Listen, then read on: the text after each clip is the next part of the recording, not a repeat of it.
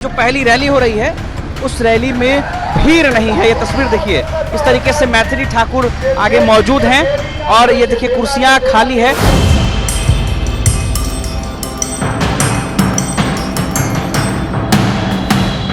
Bharatiya Janata party पहले से ही बिहार में फंसी है। एनडीए में सिर्फ उठव्वल चल रहा है। इन सब के बीच मैथिली ठाकुर को टिकट दिया गया। उनको प्यार बहुत मिला है दुनिया से, देश से, लोगों से, उनकी कला की वजह से। लेकिन राजनीति में वो कितना हुनर रखती हैं वो आज मैं आपको दिखाऊंगा। बिल्कुल मैथिली ठाकुर की पहली एक जनसभा में वैसा ही हुआ जैसा बीजेपी के दिग्गज नेताओं के साथ बिहार की जनता कर चुकी है। जरूर देखिएगा तस्वीर, ऐसा क्या हो गया। दूसरी बड़ी खबर आज आपको दिखाने जा रहा हूं कि कैसे एजेंडा सेट करने का दावा इस देश का गोदी मीडिया करता है, जबकि जो बयान दिया गया योगी आदित्यनाथ की तरफ से, एक दिन पहले भी मैंने यह मुद्दा उठाया था, वाकई उस मुद्दे पर जरा सोचना चाहिए कि संवैधानिक पदों पर बैठे हुए लोग किस तरह से छींटाकशी करते हैं। लेकिन नहीं, गोदी मीडिया तो गोदी मीडिया ठहरी और महिला होने का दावा करने वाली पत्रकार कैसे कैसे प्रोग्राम कर रहे हैं आज आपको दिखाऊंगा। खबर नंबर 3 जो मैं आपको दिखाऊंगा आज कि कैसे एक बीजेपी से जुड़ी, यानी बीजेपी के एबीवीपी से जुड़ी एक महिला जो हाल ही में उन्होंने चुनाव जीता, वो एक प्रोफेसर पर हाथ उठाती हैं, उनसे बदतमीजी करती हैं तो क्या होता है। और एक ऐसे भी प्रोफेसर है जिन्होंने सवाल पूछे हैं तो उन पर देशद्रोह लगा दिया जाता है।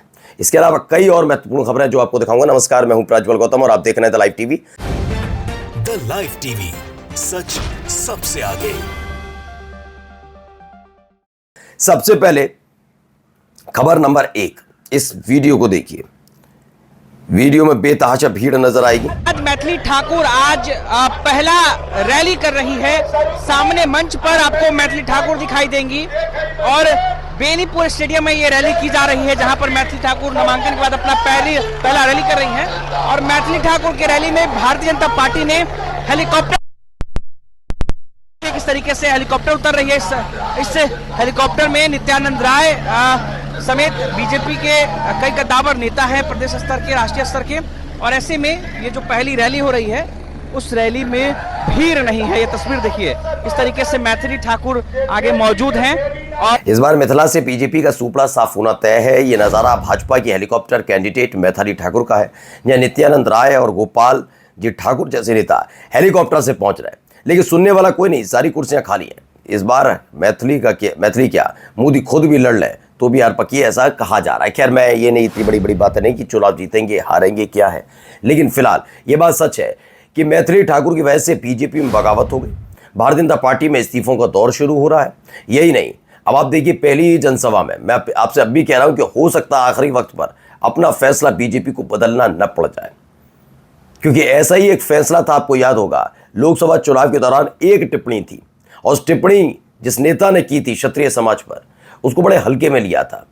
लेकिन हालत क्या कर दी थी खराब, कैसी हालत खराब कर दी। अब बीजेपी बहुत फूक फूक कर कदम रखती है ऐसी चीजों पर, लेकिन अभी अटक है अपने पे।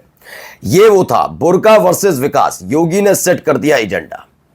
पहले तो योगी आदित्यनाथ का ये बयान कि जो विपक्ष है वो बुर्के के तहत, बुर्का पहनी हुई महिलाओं से वोट डलवाकर, मतलब फर्जी मतदान टाइप की उनकी बात थी। मैंने तब भी कहा था ये चुनाव आयोग की जिम्मेदारी है कि वो राजेश खन्ना की फिल्मों के डायलॉग डिलीवरी करने से कम काम पर ज्यादा ध्यान देगा तो ऐसा हो भी नहीं सकता। आरजेडी, कांग्रेस, क्या बीजेपी पर भी जो आरोप लगते हैं वोट चोरी के, वो भी ना हो। लेकिन नहीं, अब आप खुद सोचिए, इस देश के सबसे बड़े सूबे के मुख्यमंत्री ने बताया कि चुनाव आयोग कैसा निष्क्रिय पड़ा रहता, उसे फर्क नहीं पड़ता। तभी तो बुर्के का जिक्र कर दिया कि बुर्के में की आड़ में फर्जी मतदान का खेल, और उस पर बुर्के को लेकर जब बोला गया, क्योंकि एक महिला के सम्मान से जुड़ी हुई चीज है, तो उस पर महिला एंकर, अपने आप को एंकर कहती हैं, पत्रकार कहती हूं, तो पत्रकार अब तो मानता ही नहीं हूं, ठेकेदारी पर है ये सब। तो महिला ठेकेदारी करने वाली पत्रकारिता की चित्रा त्रिपाठी ने इस पर कार्यक्रम किया, बुर्का वर्सेस विकास। बुर्का वर्सेस विकास मतलब दूसरी तरफ विकास जो बीजेपी वाले करेंगे और इधर बुर्का। इतनी सी नैतिकता नहीं है इन लोगों में कि सवाल पूछ लेना चाहिए था कि बुर्का वर्सेस बकवास ये भी करवा सकते थे, कर सकते थे ना। बुर्का वर्सेस बकवास, ऐसा बा से बाई मिलाना था, तब भी आपसे तो बेहतर ही लिखा, आपके सोचने वालों से बेहतर लिखा, बा से वाह मिलाया आपने। बुर्का वर्सेस बकवास करवाया जा सकता था, लेकिन नहीं, हिम्मत ही नहीं थी।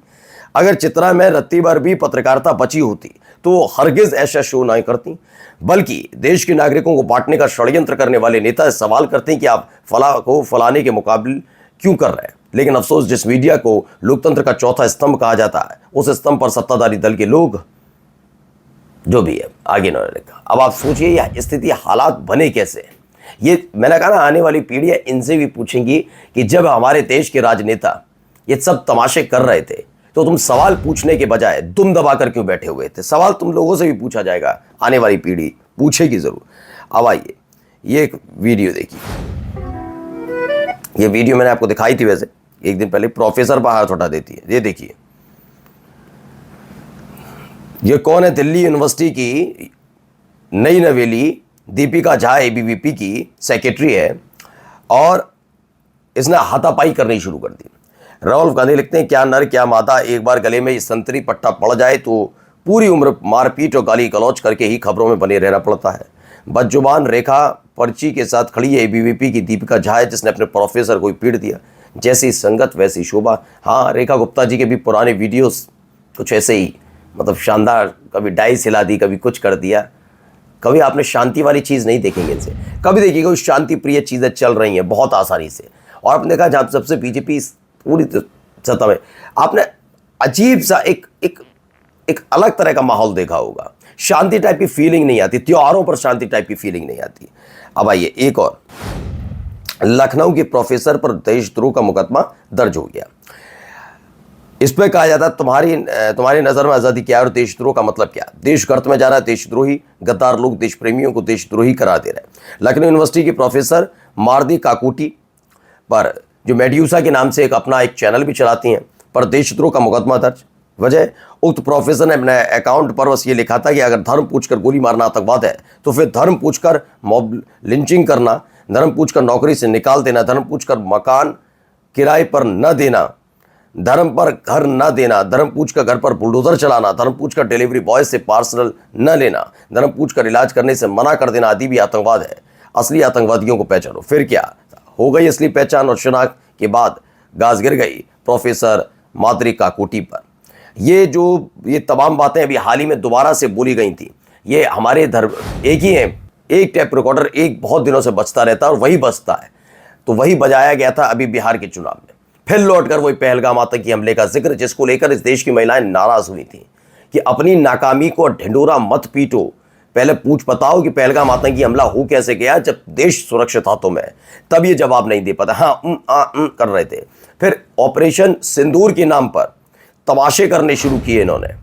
बार बार ये सोच रहे थे विपक्ष क्यों नहीं हमारे खिलाफ खड़ा हो रहा, बस एक बार खड़ा हो। उल्टा क्या हुआ, इनकी पार्टी के बदजुबान और बदतमीज नेताओं ने हमारे देश की महिला, जो देश की लगातार सतत जनप्रहरी के तौर पर रक्षा कर रहे हैं, उनको आतंकवादियों का बहन करना शुरू कर दिया, क्योंकि वो मुस्लिम समुदाय से आती है। तो इतने बदतमीजों पर कभी गद्दारी नहीं लेवल लगता है, लेकिन गद्दारी का लेवल किस पर लगेगा? ऐसों पर, जो सही और सटीक बात लिख देंगे।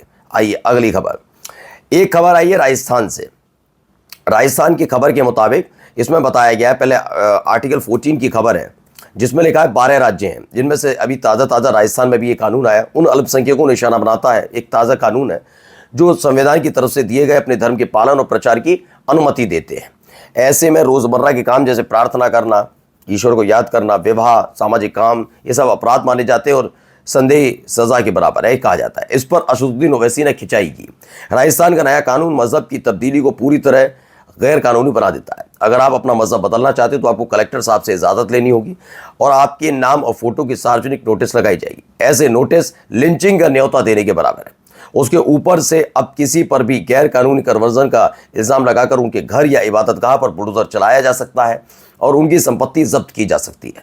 संविधान के पहले पन्ने पर लिखा है, ख्याल, इजहार, अकीदा, दीन और इबादत की आज़ादी, पर भाजपाई संविधान को मानते कहाँ हैं? देख लीजिए, कहते थे ना संविधान नहीं बदलेंगे, इतने पर ही क्या क्या कर रहे हैं गुपचुप तरीके से। अब देख ली, मैं नहीं कह रहा हूँ, आपके सामने असदुद्दीन ओवैसी ने भी रखा।